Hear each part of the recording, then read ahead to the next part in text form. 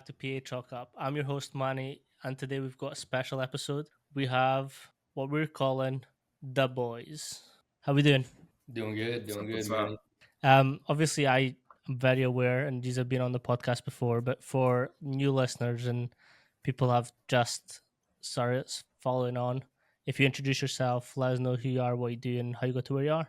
Have you ever wondered how I'm able to run my business, my podcast, and still be able to coach? Well, I use TeamBuildr. TeamBuildr is an all in one coaching software that reduces the amount of time that we spend on the back end of programming, on our Google Sheets, on our Excels, and allows me more freedom to do testing. With this podcast and episodes, I'm actually able to run some programs that I learned through different coaches coming on.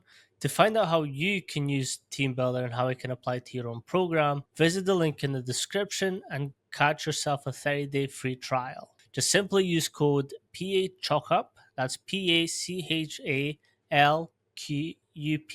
and start the next stage of your coaching career. You can go Nate, you first. want to go Chip. first? Oh, After great. you. Yeah. Rock, paper, scissors. way to make it. Way to make it so awkward to start. Okay, whatever. My name's Hold on, real quick. Manny said he would introduce you first. okay. Fine. Fair. All right. So my name's Brandon. I know Manny from interning with him at University of Washington with the football team. We were part of their strength staff in what season was that? 2022. After that, bounced around to a couple other internships in strength and conditioning before moving to New York, and been based out of New York as a personal trainer since then. So I've been a personal trainer now for almost coming up on 2 years, and then also coaching as a strength coach for a rugby team, a local club rugby team here now. Short little synopsis on me. Go ahead, Nate. Awesome. Yeah, so as Chu mentioned, we all know each other through strength and conditioning at the University of Washington during 2022. So I got to meet these fine gentlemen, and ever since then, we've been picking each other's brains and working together far away. If Manny's in Scotland, Chu's in New York, I'm in Seattle, Washington. But a little, as Chu said, synopsis on myself would be that going into strength and conditioning, prior to that, I was more in the therapeutical and rehabilitation side of things for kinesiology, exercise scientists. And then that transferred over to strength conditioning later on as well. So a lot of my biases came from that background. I like to root myself in a lot of anatomy and physiology. And going forward, I'm current strength and conditioning coach at Maximum Sports Conditioning, located in Bellevue, Washington. I've been there for 3 years now, almost going on 4. So there's some overlap with that in University of Washington. And ever since then, we've been trying to create better athletes, trying to change lives, and just picking everyone's brains and trying to learn more throughout the years that we're here. So, yeah. We ain't got many years left, man. At this rate that we're working, we ain't got many years left. This is what annoys me is like these are still little puppies, and I'm like fucking knocking on 30's doors. How old are you, Manny? Turning 30 next year. Actually, fuck. Why would you have that reaction, Chu? That's No, that made him feel so much better. No, do you know that Kevin Hart meme where he's like, damn? Oh man, no, 30 is a great year. A lot of my class are 30, and they're my friends. No, but they're awesome. They tell me about how nice being in your 30s is. Like, you're a lot shut the more fuck up. Yeah. Hey man, you're not I thought you were younger. That should be a compliment. To be fair, I was saying to the Nate this. I still feel like I'm 18. Like I still do the same dumb shit that I did at 18. Yeah, that's what matters. I mean, it's how old you think versus. We were also talking about plyomat, and I kind of want to get onto it because I love talking about our RSI and jumpability. We do have a very springy member amongst us. Nate is fucking eats springs for breakfast, I think. How do you use plyomat, or how have you seen it getting used? Yeah. So that's a good question too. I would say since the last time I got to talk to you, there's many things I still utilize, obviously, right? Those are kind of my pillars and foundations. And then I know on the episode and even behind the scenes as well, we got to kind of get talking about, what's kind of in the gist, what we're working with, just trying to experiment behind the scenes, right? So one of those things during this past year that I kind of got to, you know, cycle within not just my own training, but the training that I have for my athletes and programming, right, is the plyomet. So number one thing I do with it is jumping, right? So whether if it's depth jumps, pogo hops, some days we're tracking RSI. We haven't been really doing it recently. And I think we talked about it as a logistical thing as well. So we don't need to go too deep into that.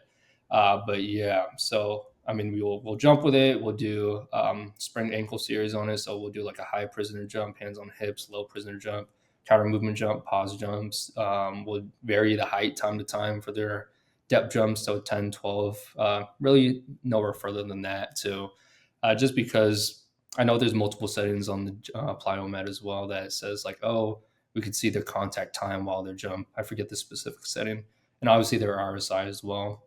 But from a coaching eye as well, we're trying to, and I think I like to think about the KISS principle: keep it stupid simple, right?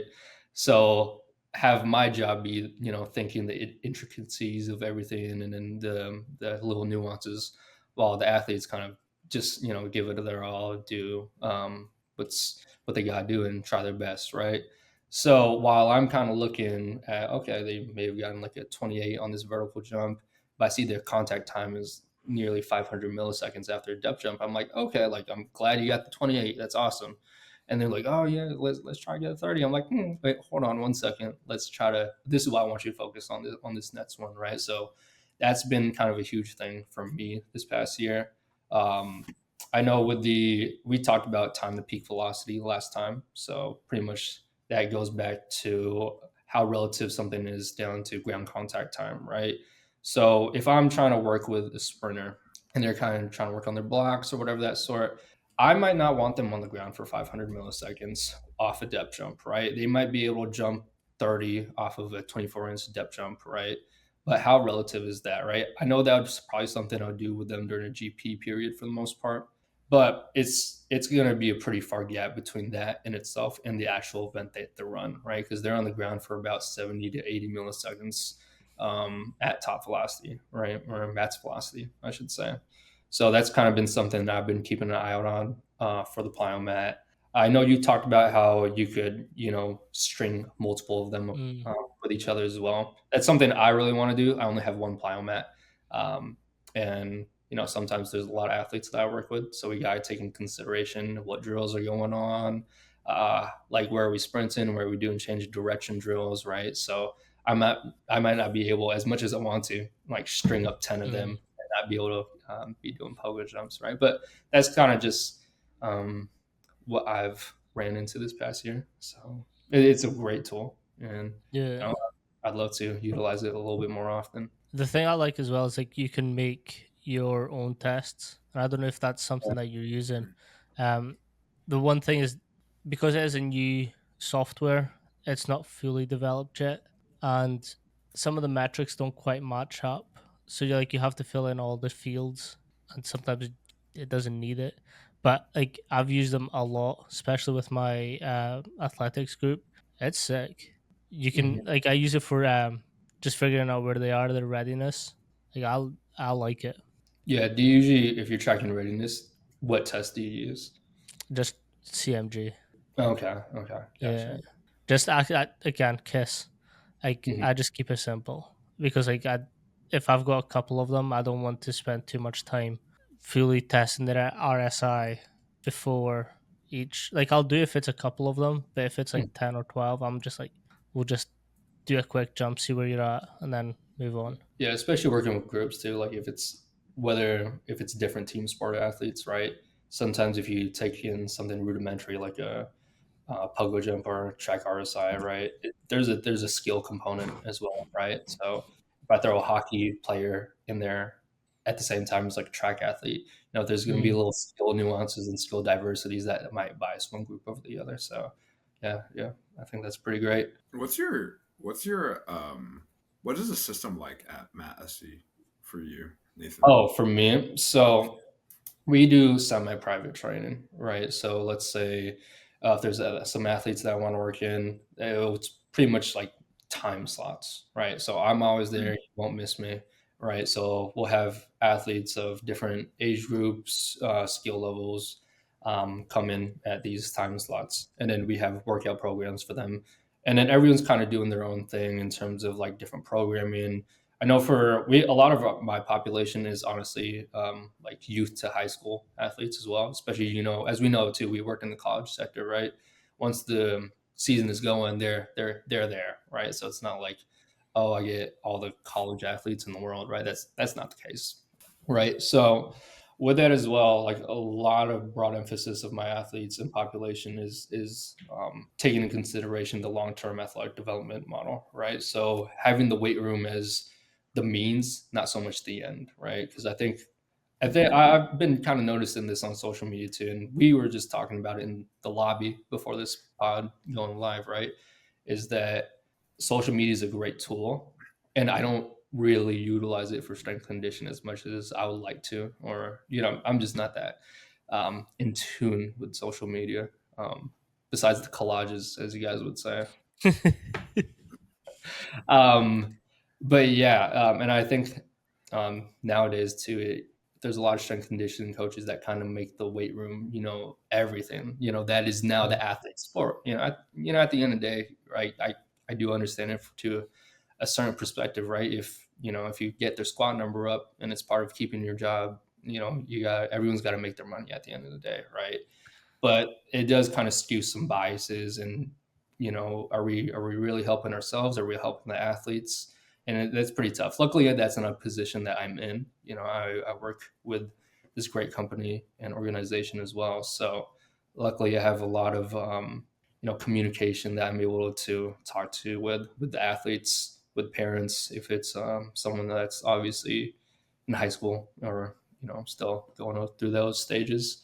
And it's a pretty great opportunity, and I can't really trade much more for it.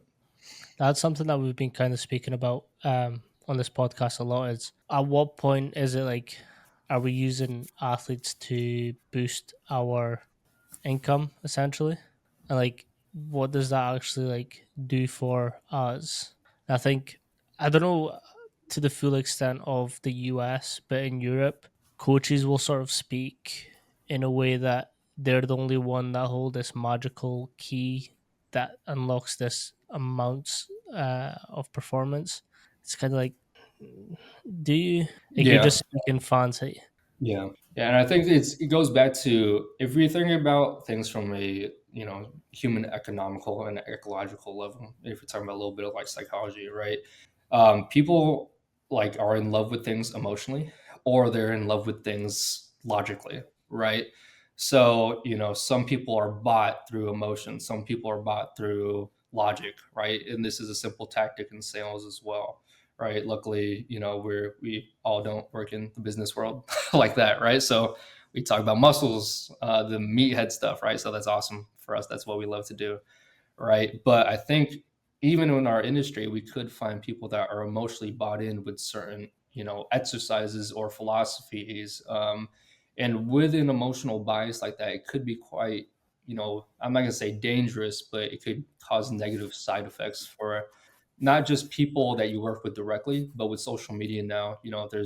You could reach people across the world, right? So now if I'm, spreading, information, I'm not going to say that's false, but that might be hyperbolic in nature at times. That could be an effect that not is not just local at this point; it's global. So I think um, a good role to be aware of is just if you're working with a strength coach that might be bought into something emotionally, and it's just like all my meat and potatoes is in the bicep curl and only the bicep curl or something of that sort. It's just something to stay wary of. Nate, True. so what? I was going No, to ask go Nate a go ahead. question. Go ahead. What do you think is like the biggest thing that is, or what do you see since you're working with a lot of youth athletes and high school athletes? What are some of the big rocks Mm-hmm. that are getting in their own way of their development, or what Mm-hmm. are the big roadblocks that you see are stopping kids from getting to the next level? Yeah. So you're pretty familiar with the area that I'm into, so I think it's going to be easy to translate over as well. And then I think Manny, you being over here for a couple months and working with us too, I think you'll kind of pick up on the little nuances as well. But as we were in the same environment, we worked with collegiate athletes, so it's a little different, right? So I think some of the biggest roadblocks that you know, and I don't know if it's per se like an area or thing or something. It could always be scheduling, right? So growing up for me, I mean, I'm Washington State born and raised, right? And then there would be standardized tests that would be taken throughout the years that you're in school from K through 12, right? So I wasn't always the smartest one growing up because I didn't pick up on things pretty well. Luckily, I found my passion in strength conditioning later in life. And, I finally found something I actually thoroughly enjoy. I love doing the research. But man, I did not love geometry. I did not love like these little English tests and all that sort. But at the standardized test, the schools or the test scores that I would get, you got the average here. I was kind of down here a little bit. That was kind of my my Hey intellectual. man, that's okay. Yeah, It's yeah. okay to be the special class. Yeah. No, I'm kidding. Wow, you're laughing pretty hard. Mate, I was in the special classes too. I didn't Hey say man, that. I didn't. we all been there. We all been there. They thought I couldn't speak English. God Yeah. damn. So Same. I was a shy. I'm talking about district wide, okay? So let's take that into consideration.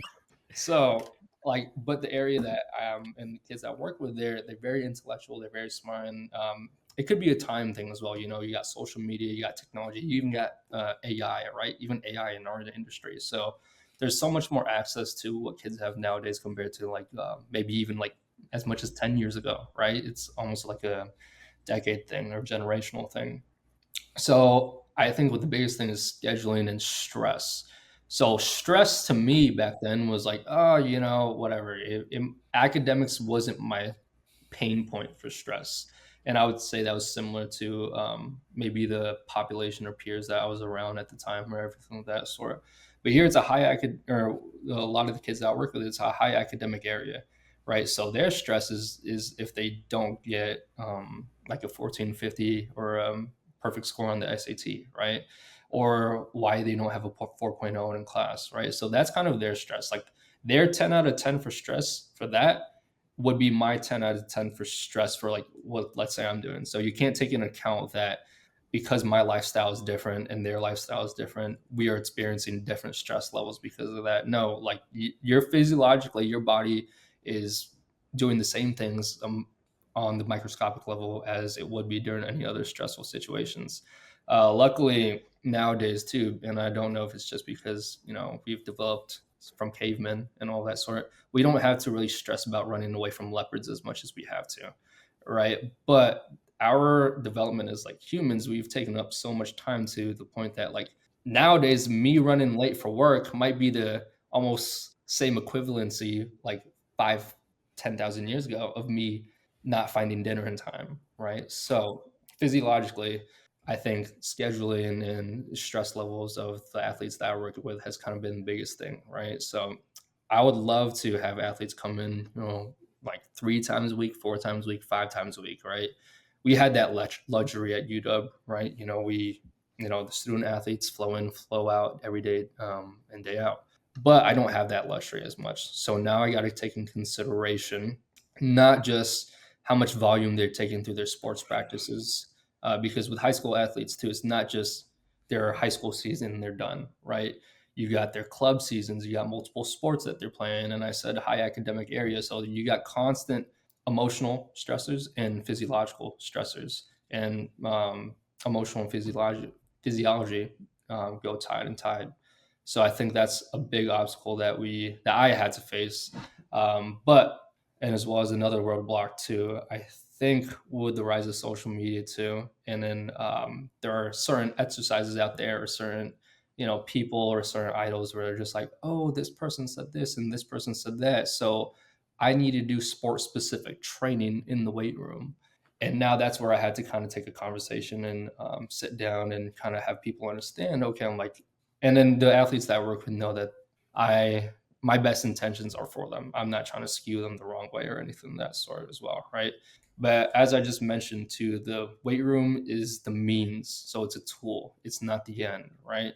So if we're beating up a firing pattern, let's say, especially for rotational athletes, say for baseball, we're going for like hundreds of hits every week, right?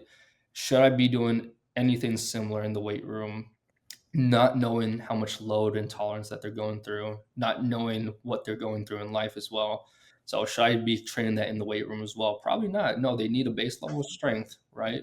In order to sustain those forces and velocities that's happening in their body. And I'm just using baseball as an example too, because it's very common that just because they're always rotating through one side, right, they'll really have some rotational problems in their back. So whether they're rotating through the lumbar, have pars fractures, anything of that sort, that's some things that I've seen as well. So I would say kind of the misuse of social media and the information and education that's been kind of spread through that, and as well as kind of like scheduling and stress that has been a huge roadblock for at least the long term athletes that I've been working with as well. So from like middle school, high school, and kind of forth. True. How is it managing the stress in a higher paced city?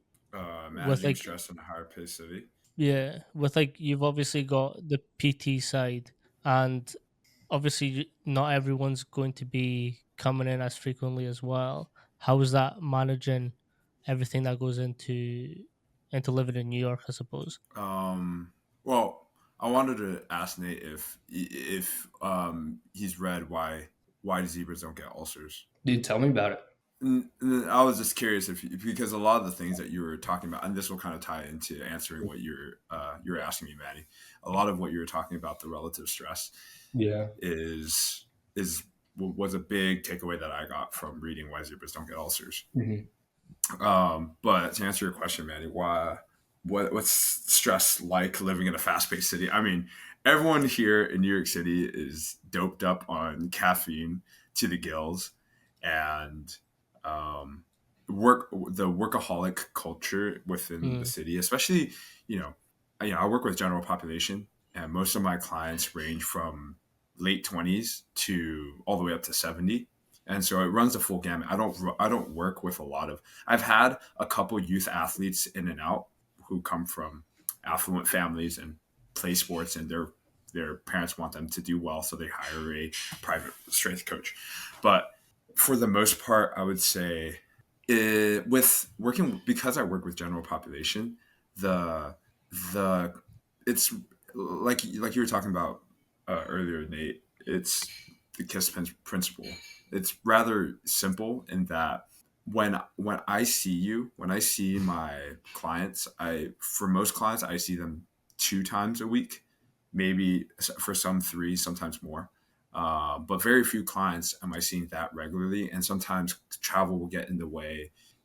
Kids are sick, kids are out of school, things will come up, cancellations, things like that, and there's always ebbs and flows, and things will always change. And so, in terms of managing workload, managing volumes, and stuff like that, I just come with the approach that when you see me, you're probably getting the most intense thing that you're doing. I know you're not getting this from your other exercise classes that you go to. I know you're not doing any type of high intensity lifting, and high intensity to you is very different than what it means to me, in the sense of we think of high intensity as percentage based, right? General population thinks of high intensity as, oh my God, like my arms are burning, my arms are gonna fall off, I'm sweating like a pig, and my heart's about to beat out of my chest. So trying to when I try to manage my athletes, my clients, I just come with the approach of every time that you see me, we're just going to not. It's a lot easier. I don't have to think about. There's no real end besides the goals that they want, but like it's easy to just kind of go off script, and when we come back, we just pick right back up where we left off. So I have programs for Mm. everyone that's written out, but say, oh, week comes up where I'm traveling this week, I'm away, and when whatever point at which we stop at the program, when they come back, we just pick right back up, because I know that's where Yeah. we left off. Those are things that are familiar to them. So it's not like I'm throwing anything new. It's not like again, I don't do anything. How are you setting I those don't do sessions up anything though? very complicated. How am I setting the sessions up? In Yeah. what sense? In terms of the flow of the session? Mm. Because like from some you'll see like twice a week. So are you doing like Mhm. whole body 2 times, or are you like how are you splitting from like a 2 day at 2 times a week to Okay, four? gotcha. So how does that actually program? Yeah. I would say all my clients I train total body because for me, if it doesn't make sense, if I only see you one time a week, um, or twice, 3 times a week for me to really break things up because I know that there are going to be times in which you might cancel. And then so, if we're only doing upper body today and you cancel the next day, well, we only would have worked out trained upper body today. Even though the next time I see you, we would have picked up lower body. So rather, I prefer to just keep everything total body to keep it simple. But again, this is case by case basis because I have a little bit more freedom in terms of individualizing for everyone. So some people that are more consistent, and I know I see on a like say I have like for example one guy that comes in, he travels a lot, but he will come in 3 to 4 times a week when he is in town. And Mm. so when I know I'll see him 3 to 4 times a week, then I'll start to split things up, and I riff on what I have programmed out or what we're working on during like whatever phase we're in. And Mm. then when he travels, uh, and we have a shorter week, then I might start putting things together in terms of like normally we have an upper body, lower body day, right? I might just put that together, make a total body day because I'm only seeing you once this week versus 3 or 4 times.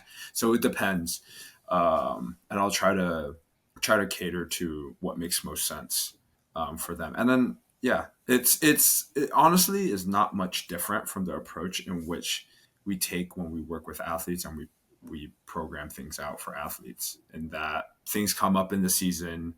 Mm. um, Some flexibility you're in there. always going to have to adjust, yeah, so long as you understand like what are your kind of big overarching KPIs where you're trying to get to.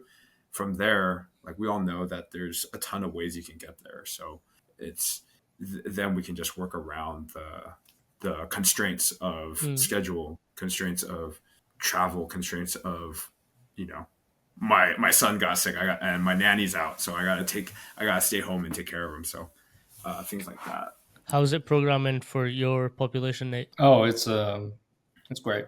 I know you So run I know yeah. you run a conjugate system across there. Has that sort of Mhm. changed a little bit with you programming for yours, or? Yeah, and I think the thing with conjugate, right? So people are married to certain things within conjugate, like, oh, if you're not doing bot squats, it's not conjugate, right? Or if you're not doing bands and chains, you're not doing conjugate, right? Conjugate is not about bands and chains, bot squats. It's not about back slaps. And, if you want to add that in, go ahead, right? But it's about training a variety of speeds for a variety of needs throughout the year, right? So the reason why I don't personally do linear periodization is because you lose certain adaptations, right? Especially whether if you got a track athlete or a baseball athlete or football athlete, you got to be able to have a variety of adaptations at will, right? So if I'm in the middle of, let's say, if I got a powerlifting athlete and then someone says, "Oh, in 6 weeks, I challenge you to a push pull meet," right? Something of that sort. I know it's kind of being hyperbolic in a sense or being arbitrary in terms of situation, but let's say if that's the case, right? So if I have 6 weeks and I'm in my hypertrophy block or whatever, or my GP block, right? So how am I going to be able to peak within 6 weeks, right? So because I'm training a variety of speeds throughout the year, whether if it's speed strength, strength speed, whether if you're referencing off of Brian Mann or super training, whatever speed you may go with or whatever you do, you got to be able to kind of train within the 90 percentile.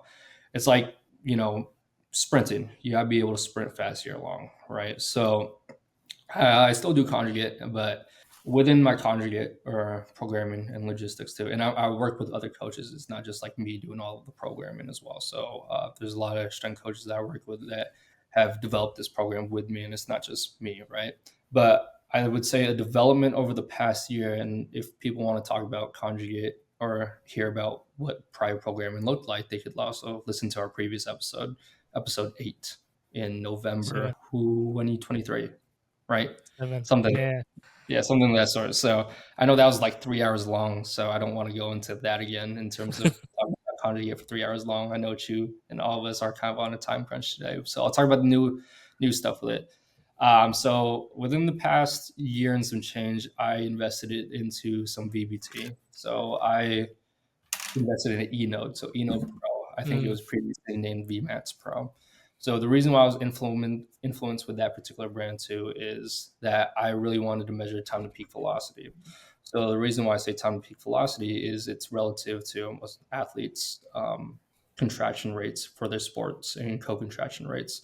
And I really was influenced by a couple people, right? So Rolf Foreman, Randy Huntington, I would say those are the two primary ones that really influenced me with my investment with velocity based training, particularly with VMAX Pro and eNode Pro. I know those are two brand, or that is a brand that they kind of harped on about, which is really good, right? I know there's other VBT brands such as OVR right now. So that's something that I've used before too, and it's a really good brand. But I'd say for vast majority of the athletes that I've programmed for, eNode has been the primary usage for VBT. So I think we talked about in the previous pod, they would be pretty much hitting 90% or more. So they'd be going for a record, my athletes, every week. So different variations. So 4 week cycles, whether if it's straight bar, bot squat, safety bar, bot squat, straight bar would change, safety bar would change, whatever the stimulus may be, right? So they're always working within 90% of their 1RM. But what I got to experiment throughout the past year is working with this velocity based training. I wanted to find a way and find the means of how I could train power, but not through force, but through velocity, right? Because if I'm able to progress velocity in the weight room, I'm going to be able to progress that through their practice or sports as well. And I think it's a little bit more towards or biased towards, let's say, sprinting, jumping, and everything of that sort, right? So if I'm doing a long jump, right? If I'm kind of stuck around like 9.3 meters per second during practice, right? And if I'm never able to practice that, and then the next thing that would take me a couple, meters more would be going to 9.4, 9.5 meters per second. I'm never going to be able to hit that if the forces are high, but the forces are always going to be high. But if the velocity is never progressed, right? And then your body could only take so many jumps, so many contacts throughout the week. So how do we kind of accommodate that? So that we're going to do that through the weight room. So what I did was I would still make people squat heavy. So they would squat for a 1RM or roughly around that area every 4 weeks. Every 4 weeks. Now within that, they would be having a working percentage, and I'd kind of go through like whether if it's 90% or of their 1RM, and I'd have them like work a double or something of that sort. And they would always be doing something on the opposite side of the force velocity spectrum. So something heavy, something fast, something heavy, something fast. So let's say all my athletes squat, so they'd be doing that. But what I also kind of used was using um, 1 RMs of power. So it wouldn't be so much 1 RMs mm, of weight, but 1 RMs of power. So I wasn't training power in itself, but I was training for power. So anytime I had to peak someone, then I would train within the realms of their peak power, right? And if I ever was measuring fatigue, by the way, I'd always measure it off of average power. I'd never do off of peak power. There's too many nuances, and it could be sporadic at times as well, depending on rest and recovery. So something that I was kind of bought into, and something that I really wanted to see if it worked without much change in terms of sprint tempo, or I shouldn't say sprint tempo, but sprint intensity or sprint volume, was the usage of TPV and drop squats as well. So that was something that I really did a lot of research into. So I used TPV on drop squats, and then I was able to see athletes produce 5,000 watts of force or 5,000 watts within about 200 milliseconds. So if we're thinking 5,000 watts in 200 milliseconds, that is considered a plyometric time if you're talking about ground contact time. So that was something that was utilized during my athletes that if they're working on their first day in. Another thing that I would do as well is I would do heavy step ups and light step ups. So I would do 12 inches, 8 inches, and 4 inches, right? So they'd be working through that throughout the week as well. If an athlete only came with me once a week, I'd only stick with 12. If they came in multiple times a week, I try to progress and utilize all those bots heights as well. But yeah, we're looking at TPVs anywhere, and then this is from Ralph Oman as well. So I'm not making these numbers up or anything of that sort. It's from Ralph Oman, and then I was able to kind of utilize that too. So if we're thinking of power or strength, I should say strength at first, we're kind of in the realm of 270 milliseconds. So during those squats, during those drop squats, if I was more in a strength phase, right, because we kind of got to utilize strength first, that would be in the realm that I'm in. Now, if we're trying to peak or we're trying to go through velocity or speed, I'd drop down TPVs as low as 170 milliseconds for squats. Now, for step ups, we would see millisecond time as quick as about 90 milliseconds with about 100 kilos on their back. So if I'm moving 225 pounds on a 12-inch, 8-inch, or a 4-inch step up, and I'm able to not just move that within 80 milliseconds, but if I'm able to produce enough power, and I'm not going to say enough power because enough power is relative because it's kilograms per body weight or kilograms per watt, I should say. That is something that I look more importantly to because now I'm also looking at their peak power during it and also the time that they're able to create that peak power. So time to peak velocity. So that was a big thing as well. I mean, accessories are accessories, so we do that. We still do reverse hyper year round long, single leg reverse hyper, double leg reverse hyper. But I would say that's kind of the big thing as well, using VBT in my programming. What's some of the results that you've found using the 1RM for VBT instead of your traditional 1RMs? Yeah, so for like the peak power, right? So Yeah. it takes a lot more time for me to analyze, right? Because I could tell like one of my athletes, like find a 1RM, right? Follow these percentages and you'll get your 1RM. And they'll grind out this weird looking squat, right? They kind of start shifting to the side. You got a vein popping out from the forehead, right? It's kind of what me and Chu used to look like working out at UW, right? So yeah, especially with those heavy Bro, RDLs and Chu all that. Chu was on Yeah, a heavy French contrast. yeah, I know that. Oh, I forgot about that. That was Yeah, Yeah. dope. I yeah, like I I learned was. That was French fun. contrast from you. Mhm. Yeah, so yeah, It, I mean it that's wasn't. I don't think contrast. it was traditional, but sorry. Yeah. I wanted to ask. Wait, did you finish explaining your answer? I was at the point when I was like, oh, some of my athletes would look at you while they do their 1RMs. Oh, Okay. But yeah. but Well, but I'd Jesus just Christ. I'd do I would look very carefully and look at the logistics and data and say this is your peak power, 1RM. So yeah. So before you jump into, how easy is it to look at the results through eNode? So if I am from the get go not a person that loves looking at a lot of numbers, but the fact that I'm looking at it to help performance out, I can kind of put that aside. Right? I'm like, okay, how do we get them to jump higher or sprint faster? Right. So it could be kind of, and I know you're a data sheet person as well. So you might be really into this as well. But anytime I would have an athlete hook up to the eNote, so they would be going through the eNote app in itself. After a workout or the workouts or exercises that I want them to be tracked, they would send me their data and then send it to me through to analyze, right? Or if I'm with them live or in person, right? Or if I'm not doing many other Mm, things as well, and I'm literally just babysitting them, I would be able to kind of just look at the data right there live. I'm like, okay, go up by 15 kilos, go up by however much weight, right? And then that peak power,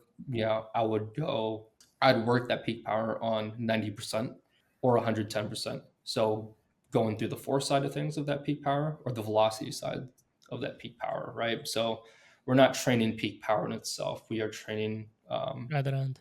yeah, exactly. So the 110%, 90% of it, right? And then obviously I'm pairing that with whether Yeah. drop squats, box jumps, stair jumps, broad jumps, explosive step ups, whatever it may be. So that's kind of the gist of that. Yeah. Sorry, Chu. So it was a handful at times, but I still love to do it, so it's not a problem to me. I had a question about the when you're tracking the power and trying to determine what to put on the bar Mhm. to achieve the right velocity zones. Are you doing that real time? When like are you looking at power real time, or is it something you like you printed out on their sheet and then that's what they have for the day? So let's say week one, right? And I'm not doing this right now, but this is what I was doing when I was really trying to experiment and see if eNode was the right fit, and I love it.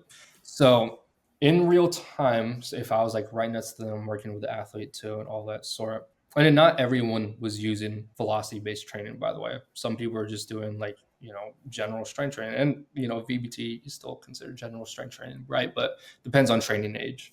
So when I was there, I was able to kind of see the numbers on like a tablet or device and see like, okay, I get a data curve and all of that sort. I want them to be here because when I look at peak power too, I'm also looking at a couple other things as well. Cool thing about they also measure eccentric RFD, eccentric velocity. So the eccentric, in my opinion, was heavily skipped out in the training programs that I was able to kind of utilize in the past as well, because you know tempos are great for eccentric, but and overloader eccentrics are great too, but weight releases are never going to be fast enough or what's it called bands, and the closest thing we could get in the weight room that in my weight room would be bands, but we're never going to get to the eccentric velocities to the sport, right? So we want to kind of create that or Mm. close that gap. So when I was real time in person, I would say look at one number while I look at 20 different numbers, right? So for some people, I would skew more towards obviously I would look at their peak power, tell them add weight, whatever it may be.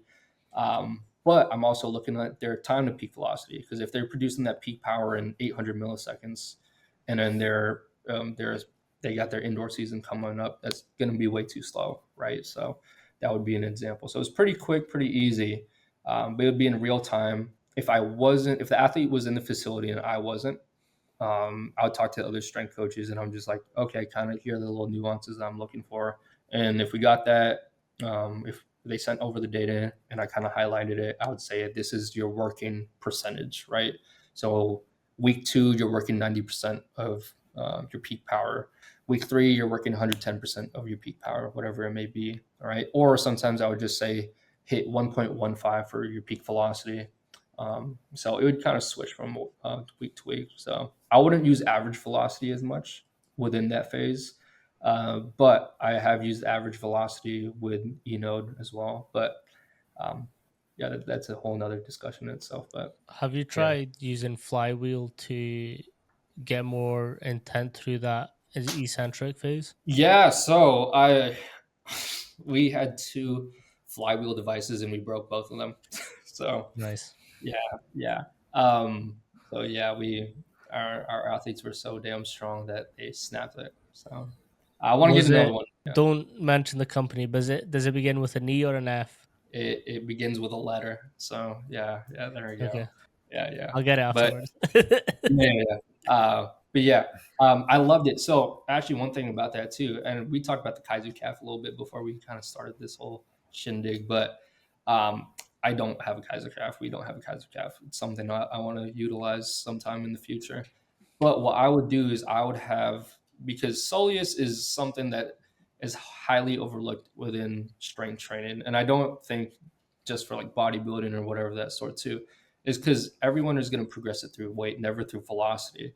Because the velocities that you experience during ground contact time, so let's say you have, max velocity sprint, are never going to be relative to me going for 3 sets of 8, trying to get that sarcomeric or myofibrillar hypertrophy, right? So I would use flywheel, or I would use flywheels as a way to get another stimulus of overspeed eccentrics. So yeah, or overloaded eccentrics. So that was one thing. That was actually one of the reasons why I bought the eNode too, because the eNode was actually compatible with the flywheel. But Mm. the two flywheels I had broke before I was able to utilize it. So What's the reason you run conjugate with your athletes in particular, or why do you think it's the best mhm. I guess structure I progression? was Yeah. before you answer, I have a question on this, and I kind of want to impose it on you too. I saw this video a couple days ago, and I don't want to say it's a dissing conjugate because I respect the variability of conjugate, and I like the different implementations of equipment. Um, but it was essentially like, why run different um like specialty equipment when people just need to learn the basics first, if that makes sense. Yeah. So like for my beginner athletes too, like I think something that's been mentioned in the past is like a 1 by 20 system, right? So you're getting kind of the neuromuscular coordination of doing something for 20 repetitions for a set, right? And then, that could be good if you, let's say, if you're trying to learn how to do a clean for the first time, right? I don't really do cleans that much, but you'll see it periodically, very, very infrequently, but you'll see it. But the reason why, I mean, for my lower level athletes too, like they need a general base of strength. So sometimes something simple is just like a 4 by 5, 5 by 5. That'll be something that you see in the program as well. But for my higher end athletes too, especially since they're going through a lot of volume, yeah, I don't have a reason for them to be doing like, let's say, quads or fives or six reps, especially when they're going like for heavier weights, right? Because what I found too is it was always volume that got me messed up and got a couple other people messed up as I've seen progress throughout the year as well. But if you don't have that work capacity as having an early training age, then you definitely need that. So build up your tissue tolerance, build up your tissue resiliency. So later on, when you're adept to that, then you're able to handle those loads and intensities, right? But for beginner athletes, and I usually don't mention this too for the conjugate or anything of that sort too. I'll do something simple, just like 4 by 5, right? So you're mastering the basics using, as I said, the weight room is a means, not the end, right? But yeah, if they get a general strength stimulus, gross motor patterns, um, because since they're getting neurological stimulus as well, that's gonna help them in the long run for their sport.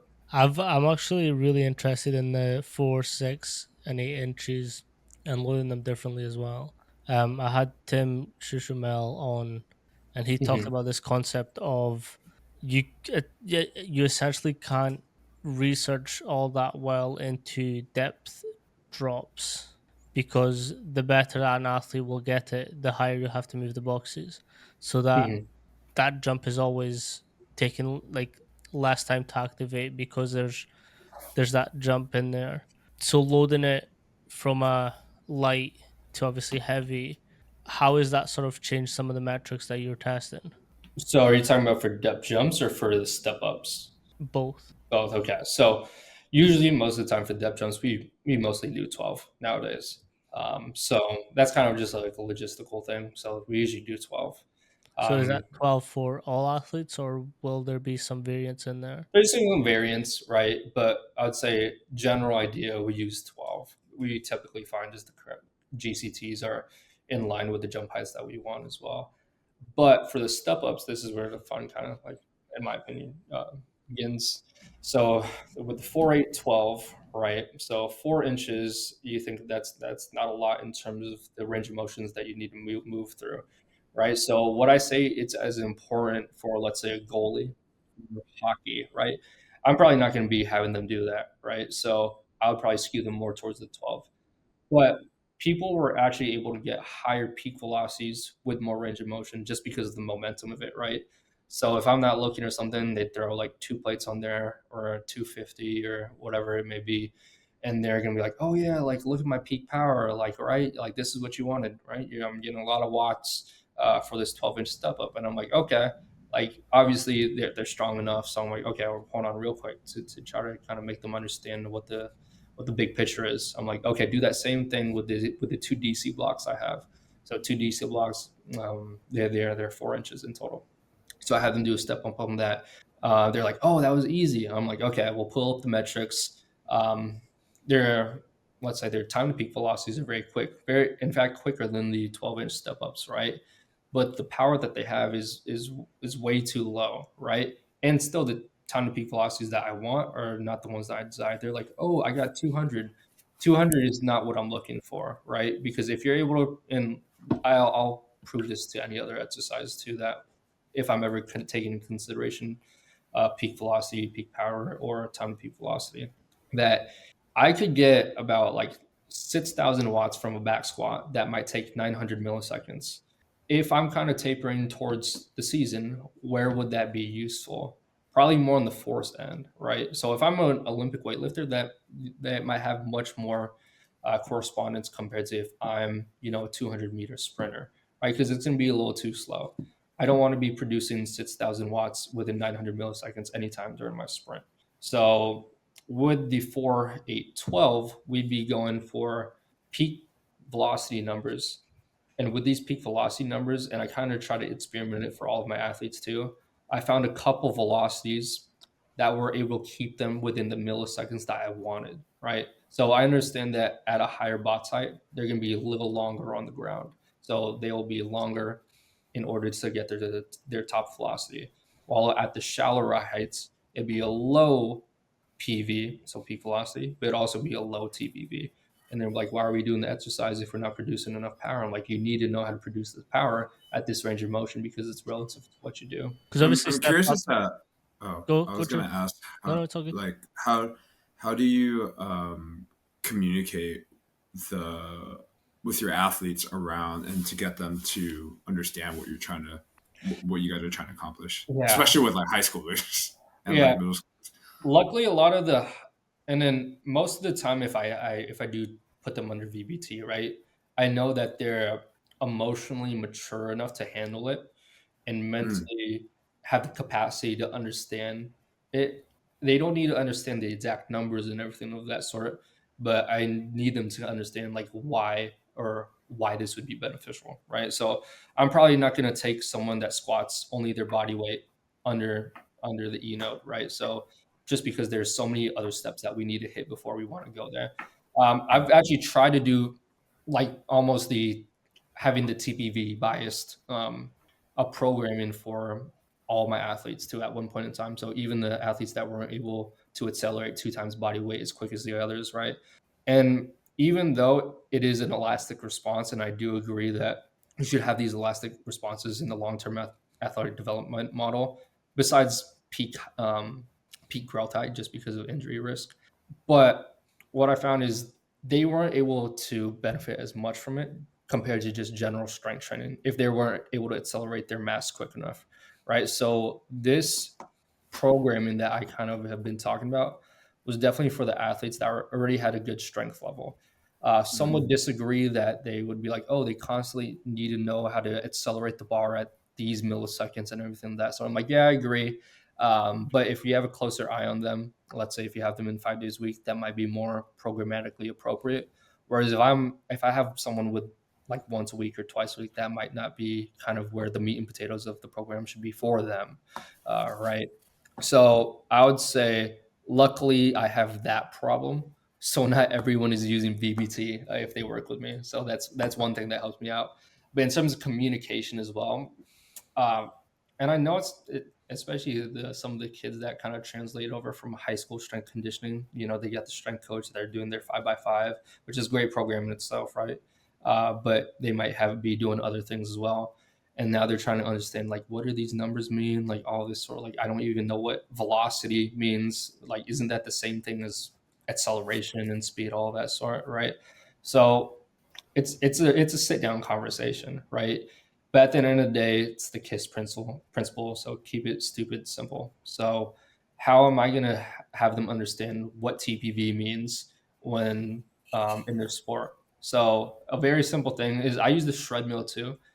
That's Mm. something that me and Manny got to talk about last podcast as well. So all my athletes, they'll be on the shred mill and they'll see this acceleration chart and they'll see that, oh, I got 10 miles per hour in 2.7 seconds, right? So they kind of got a gist of that. They understand what an XY graph looks like. They understand what it is.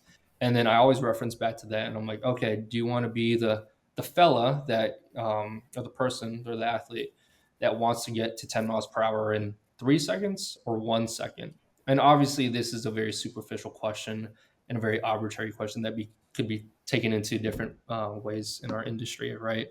But for the most time, the athletes will be like, "Oh, like yeah, I want to be there in 1 second, right?"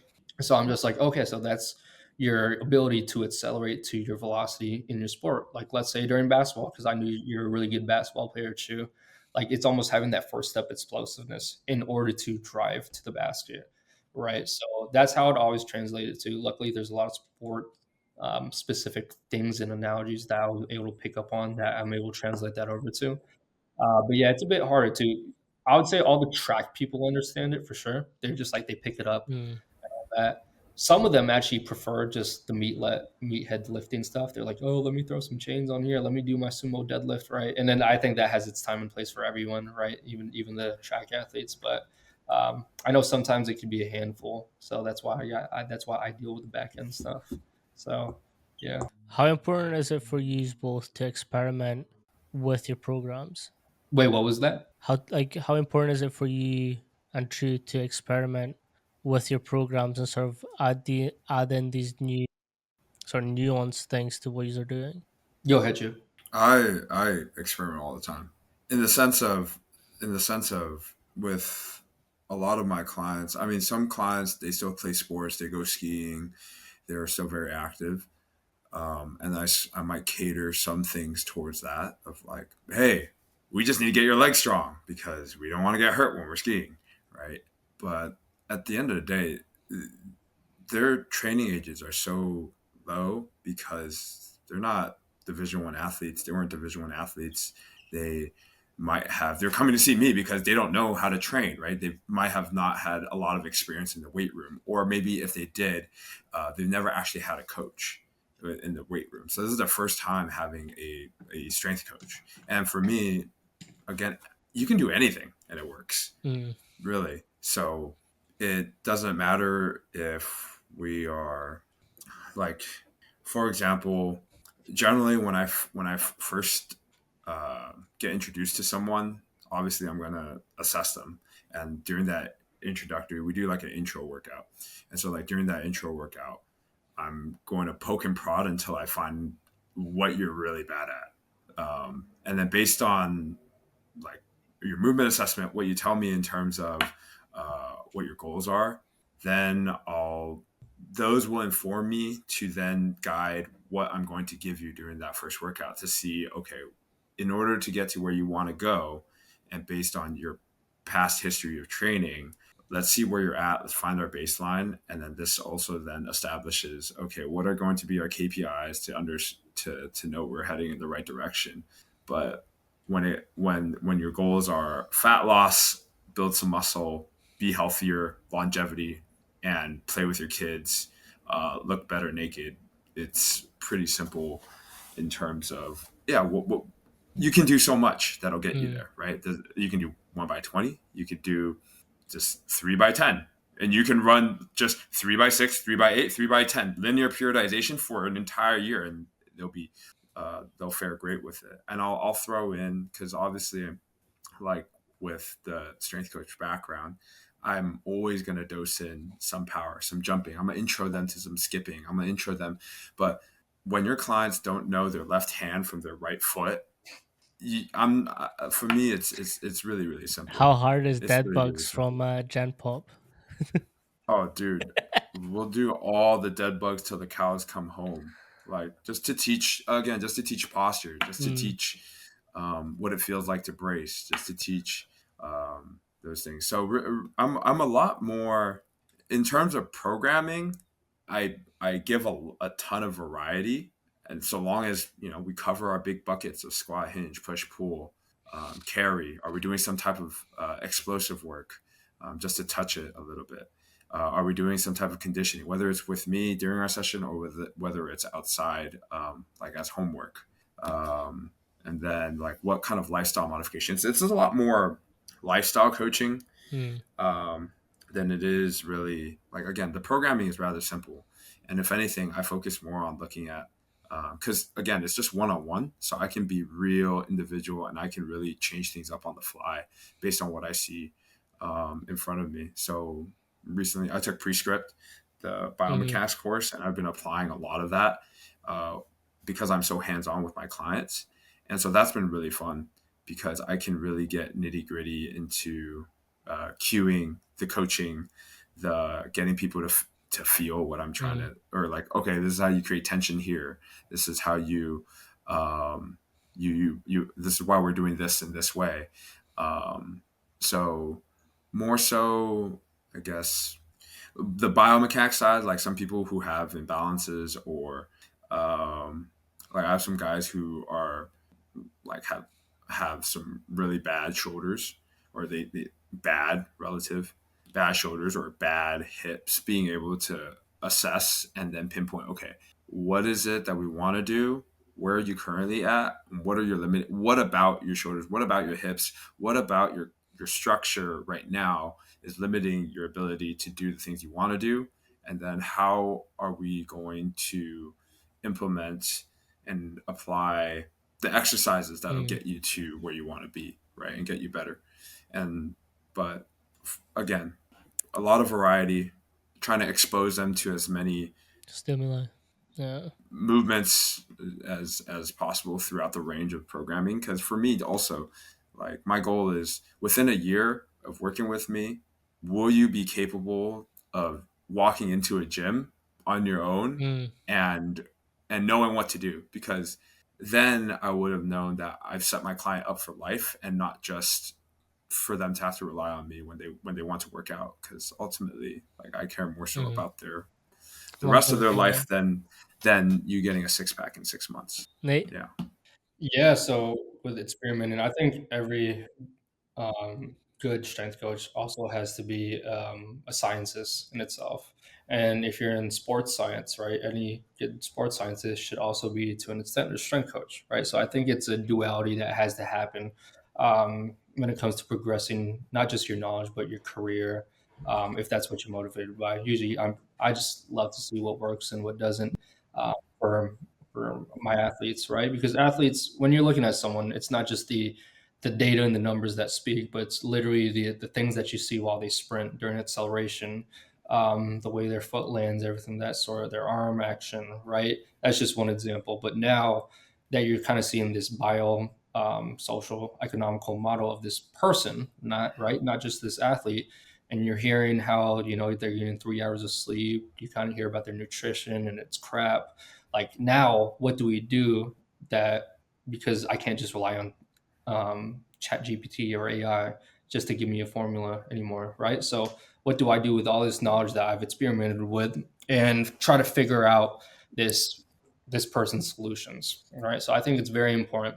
And I would say the important experimenting too is, like, let's say, I think a huge missing part in programming for strength conditioning would be the dynamic isometric strength phase. Because if we're talking about, and the theory is like the latter parts of the eccentric phase, there isn't a continuation of lengthening, right, of the fibers, but it's an isometric. So, and then this is from Professor John Crone from New Zealand, and he's kind of proven that's the case. And this is still in development, right? But if we look at Titan, it acts as a bungee cord while myosin act and lock together. And this is the filament binding theory. And in the latter parts of the eccentric phase, that is what's happening. The only way to get this to happen is through velocity. So I can move it slow. I'm probably not getting that effect to that extent, but through velocity, that's what is enacted. But you got to move 80% of velocity that you're capable of eccentrically. That's why people use overspeed eccentrics. That's why people use Kaiser. And that's why we talked about it a little bit before we went live, right? But with Titan, that's kind of what's happening with actin myosin. It slides it back and forth and they bridges and it creates friction, which makes things happen. So in the latter parts of the eccentric phase, they lock onto each other and become isometric. So with eccentric training, like getting strong in the eccentric, it gets people ridiculously strong, gets people to produce ridiculous amounts of force, right? But nothing really happens to power without the introduction of velocity. So especially from that DIS phase. So in that latter phase of, I mean, we all got to use the Kaiser equipment when we got onto the Olympic side of things as well. So I think we're all kind of on the same page with that.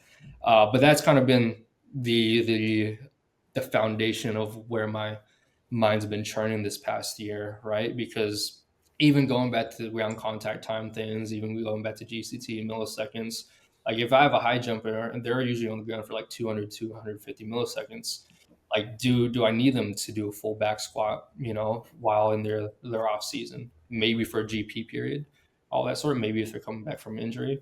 But if we're looking at 450 to 700 milliseconds during a back squat, it's going to be, there's that gap as I talked about before. But as I said, the importance between kind of experimenting with athletes, understanding the data that goes behind them too, I think that's with utmost importance. Um, because especially if you're trying to get them to their goals, you got to be on top of your game, Mm. continuing your education, always learning, reading new things, whether if it's transfer of training, well, by Anatoly Bondarchuk. The reason why I say that because it's right here. I'm reading right now. Super old book, but yeah. So I'm reading that. You always got to continue on your education, right? So whether if it's like listening to some new Altus courses, listening to how Xavier Worthy got to his record, whether if it's listening to like throws coach, anything of that sort, you always need to be listening and understanding the educational side of things and being able to not just implement that. And a lot of people, the reason why they're unmotivated to listen to these things as well is because they're probably not going to use it, right? So it's like an iceberg effect. You use the 10% and you got the 90% under the water, right? But anytime you got to use that 90%, then you know it's at your disposal as well. Um, and Yeah. if you're only motivated by results and not the journey in itself, um, you may have to look for a different career as well. We've spoke about AI a couple times now, so I feel like obliged to bring this up. Um, I've got very strict thoughts on it. I think you can use AI to build programs in this industry, whether it's PTing or being a strength coach for athletes. And I had a conversation on someone that is doing research in this field. So he's essentially building this ideal model to program for athletes, but even he's having a hard time because the term fatigue isn't um, exactly specified. Like no one knows what fatigue actually is. It just is a thing, but we don't know how to get there effectively. So even when we come up to AI, it's like you can put the same a description for someone and it could spit out a program, but if you line up 10 people with that same description, that program won't work for someone, for like a lot of those people. So, like, how are you used to seeing like this high involvement in S&C or coaching? And what's your thoughts on how effective it actually is? Man, not gonna lie. So with AI, I'm not the most or equipped technologically, right? I don't really understand these things, and I'm not really up to date on social media or anything as well like that. So you mentioned that was kind of new to me as well. I haven't utilized AI besides through emailing people, Mm, so I would say that's the extent of it.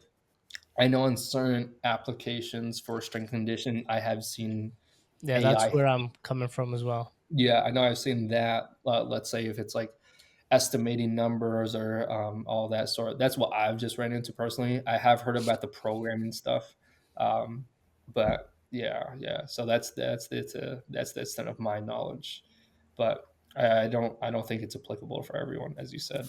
I feel like the I've used AI for making learning easier in the sense Mm, of I just upload a PDF, read this book, give me the main points, highlight these points. Okay, expand more on this. Okay, now I want you to explain this in these terms. Okay, now I want you to dial it down. Okay, now I want you to create a blueprint and a guideline for this, like for mm, clients for this. So it expedites learning. It expedites the back end side of things, but it will never replace actual coaching because, and as we know, anyone can write a great program. It's the old adage of anyone can write a great program, but if it ain't coached well, mm-hmm. it don't matter. If the athlete's not doing it right, it don't matter. And ultimately, AI is not going to be able to give you buy. It's not going to get your clients to buy in to do a program, dude. Anyone can go on ChatGPT and ask for, hey, give me a great total body workout program that'll get me snatched in 6 weeks. But are you gonna do it? Probably not. Are you gonna how do you know you're doing your squat right? How does AI know you're doing your squat right? Mm, How does the AI know where you're feeling tension? Things like that. I don't think so. It's impossible to replace that. The hands-on and also dynamic nature mm. of being there with your athlete Have and you coaching them through. have you seen it more happening in the PT side where there's a lot more or a lot less restrictions on the quality?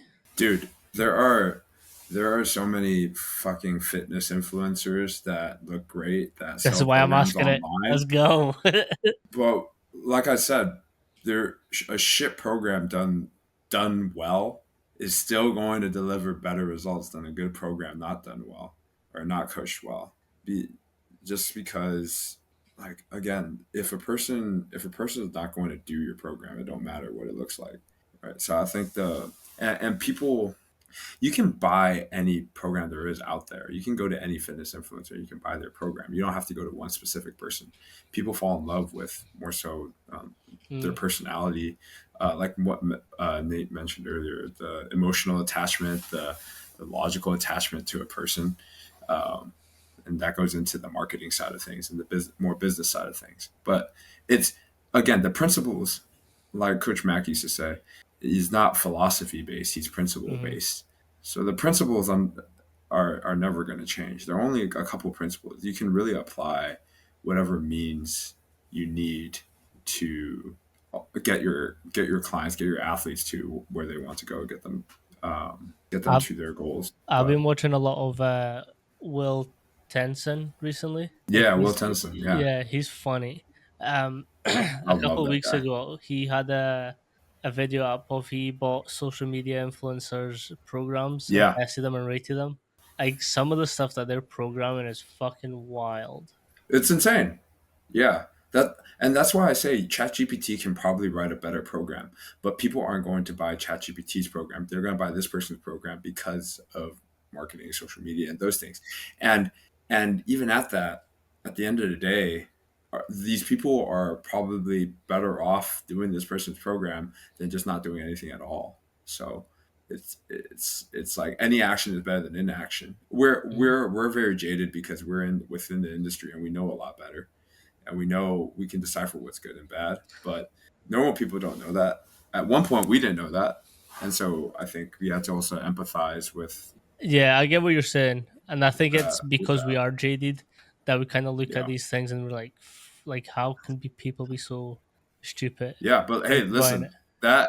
that fitness influencer making Bank. 5x are all our incomes combined, right? And we think it's unfair, but we can't just, so what, we just gotta sit on our couch and be like, no, I'm gonna, like these, I'm just gonna shake my hand in the air and be Mm. so mad and angry and not do anything about it. No, we have to keep putting ourselves out there and keep, otherwise our voices just get drowned. I And found so, but sorry, I found my old YouTube channel where I had like fitness videos. Bro, yeah. I'm mortified. I was thinking about re-uploading them onto a new one to be like, this is the stupid shit I used to get up to. as you should be, because if you didn't look back and think about, wow, well, what the fuck was I doing, then Mm. you didn't learn anything new, you didn't grow, you didn't gain any more wisdom, you This is just something be in the that same me place. and Adam Fight spoke about on our episode as well. I know he's one of your biggest mentors, and it's like there's a big learning curve, and the way he runs a program at Springfield is insane because he will look at what students are there and how to sort of apply certain methods to one another. Yeah, no, 100%. Again, that's another thing, right? There are a countless amount of programs that are out there, but why is it that why are we doing this program to begin with? What is the point? Why does this make the most sense for me? And that's where I I don't think AI can take into account Mm. all of those factors. Um, the Like Nate was talking about, the biopsychosocial, the things outside of just, um, I mean, I don't know. I could be saying this, but in 20 years, AI comes so far that I don't need to ever even think about programming ever again. We just upload super training, we upload triphasic, we upload everything onto ChatGPT. It reads it and it Mm. spews out a fantastic annual cycle. Well, what the researcher was saying is that he's essentially trying to. So the way he's doing it, he's obviously doing it as part of himself and his training. So he's teaching AI everything about him to spit up a program that's applicable to him and his specific needs. But then again, like with that, it's probably more time consuming to do that than to just write a program for yourself. Well, right now, because that we don't have that AI yet, Yeah, and so he has to develop it, and so it's taking a lot more time to teach AI what a strength yeah. coach, the thought process and the mindset of a strength coach, and also at that, there's no another issue is that there is no definite this is going to lead to progress. Hmm. Like I said, right? There are so many ways in which you can do something because the underlying principles don't change. So long as you're training with enough intensity, enough volume, you have enough recovery in between. You eat like a real man. You'll probably make great gains, She's getting right? cancelled. Was a man. Well, what I mean is just don't eat like an idiot. All right. So, I got Nate to but smile. I'm but not saying anything. at the end of the day, if you do the basics and you do them extremely well, um, like I was at a conference and Bruce Schexnayder, he's uh he's a track and field coach at LSU, Hmm. and he was talking about his process with his athletes. Stupid simple, stupid simple. They lift heavy, they run fast, and they recover. And those are like the three big keys. And yes, he does. There is some more complexity to it, but in when it is applied, it like you cover your bases, and you'll probably make great gains. And we all know this as coaches, but like in the back of our minds, we can only reference the anecdotal experience and also what other coaches have found successful to then help drive our athletes forward. The best when you're writing your program, you understand in the back of your mind that this I don't know if this is the best program for my athlete, and that's just us being like real. Like I don't know if this is exactly what my athlete needs. This is what I think my athlete needs.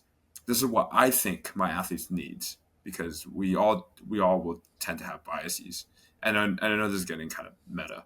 Um, the way in which Mike Boyle would approach or would program for the same athlete will be very different than Will Rattel will be very different from Austin Yoakum will be very different from Eric Cressy will be very different from Coach Mack, and yet on their program that athlete the five versions of that athlete might still get a lot better, and but better is also subjective too.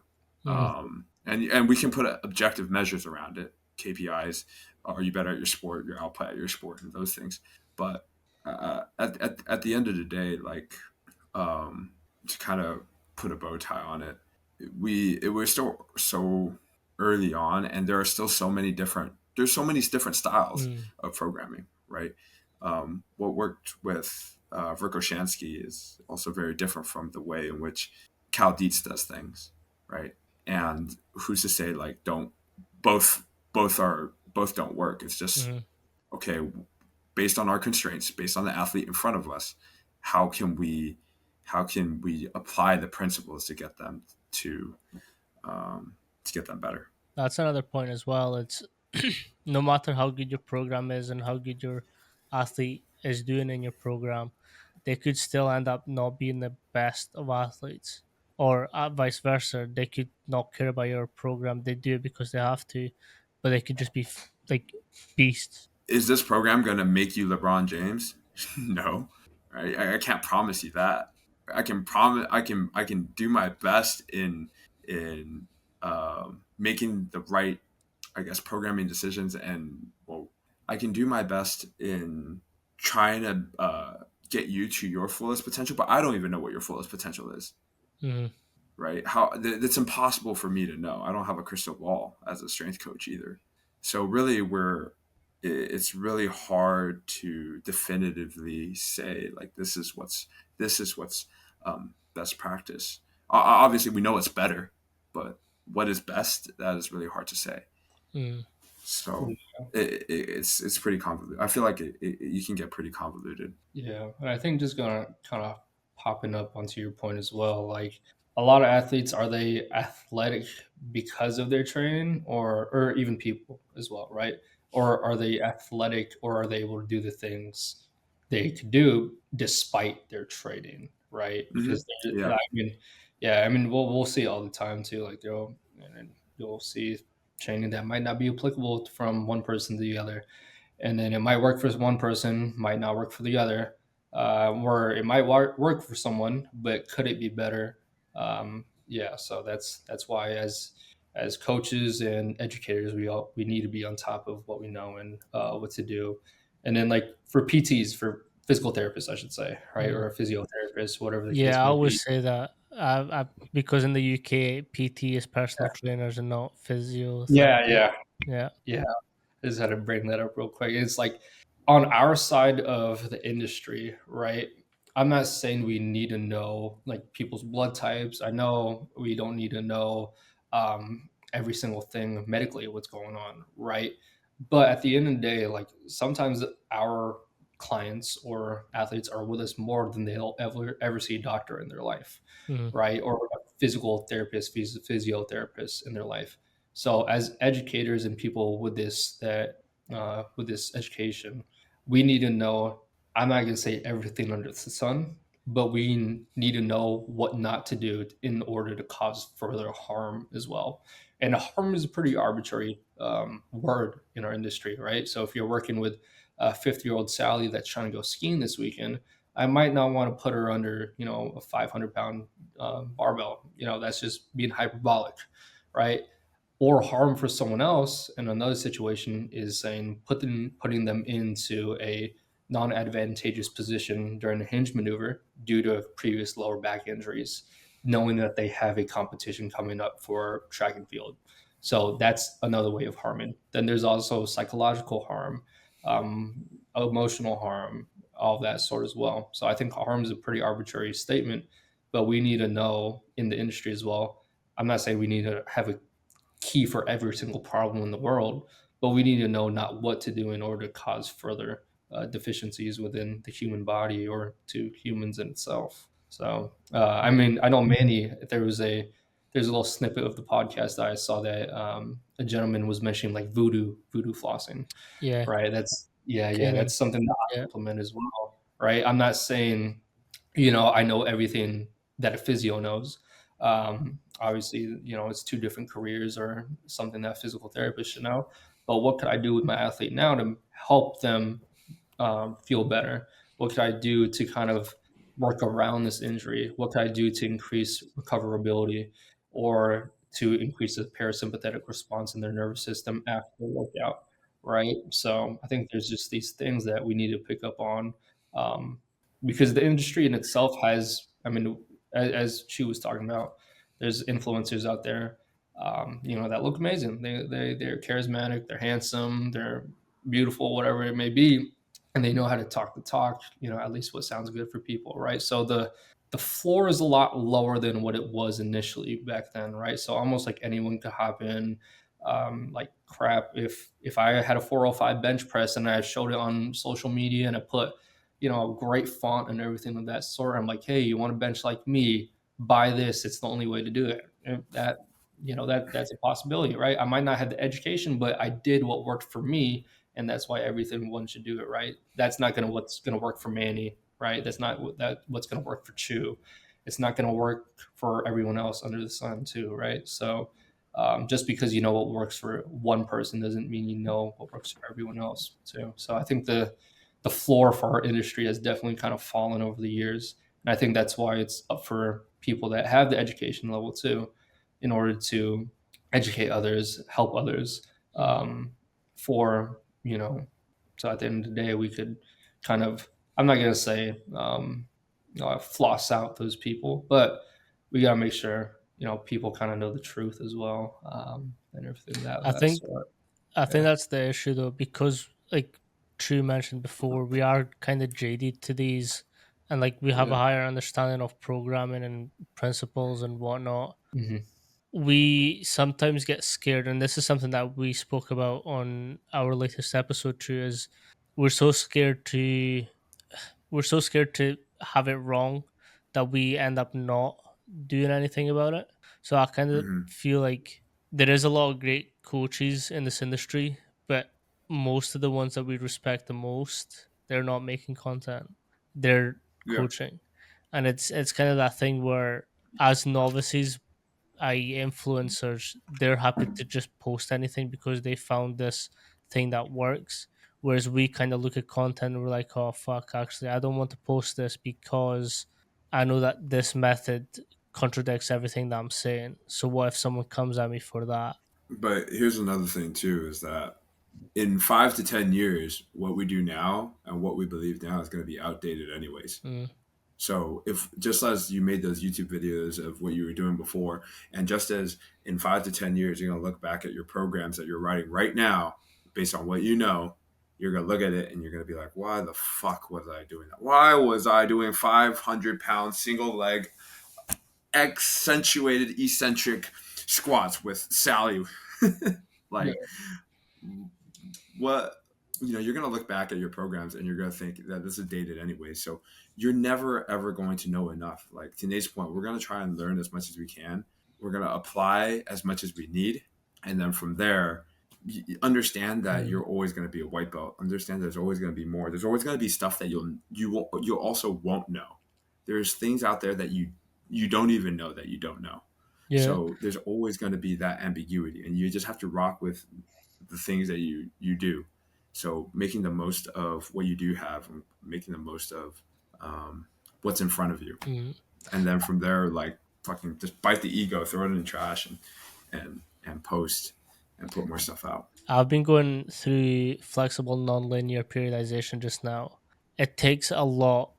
It takes a bit longer to program on the back end, but it kind of does mitigate some of the intricacies from day to day with athletes and clients. We do have to hit Yeah, another I episode. mean, I want to keep this as um a little series, the Dub-Ois. I always love chopping it up with you guys. Yeah, for Yeah, But just before we bounce off, if you just let everyone know where they can find you and sort of follow you and ask questions. yeah. I'm on Instagram at justbchu, JUSTBCHU. It's I pretty love simple. that middle post right there. But yeah, at Just Be Chew, I kind of create content. I just fuck around with it. And then that's probably the easiest way to reach me. I'm not really on anything else. Mhm. Yeah. Well, for me, well, I just gotta say, like, I don't think we've all been in the same conversation in almost what 3 years, 3 years. guys. Yeah, Years. So I'm first of all, because I know I've gotten to talk to you, Manny, individually, like a year and a half ago, and then Chu, obviously, over the summer and everything of that sort. So it's just nice being able to talk it up with you fellas. As always, it's like the good old days. We just need to get some food at Don James and all that. Yeah, But get some going pho. back to yeah, exactly. And chalk it up then. But you could find me. I usually just use Instagram. I don't post typically as much. Like, yeah, as you can see, it's just my personal life. It's nothing exercise science, physiology based. It's nothing of that sort. I think I used to do more of that stuff just over this past year. And I was talking to Manny and Chu about it. I haven't been on social media promoting that or anything of that sort. Typically, it's very wordy, very long, very boring to read if I do make Instagram post about um, these things. But so if that's your thing, sure. I can't promise you'll see it frequently anymore.